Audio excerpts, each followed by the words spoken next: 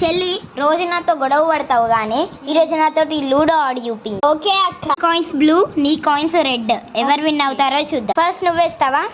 వేస్తా. ఎయ్యు. 3 4 1 2 3 4. ఎయ్యు. అక్క ఇప్పుడు నేను వేస్తున్నా, నాకు కనబడ్డది. ఏది పెట్టుకుంటావు?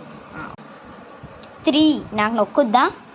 1 2 3. అబ్బా రెండు ఒక కాడికి వచ్చినాయి కానీ. చెల్లి నాకు 4ఆ?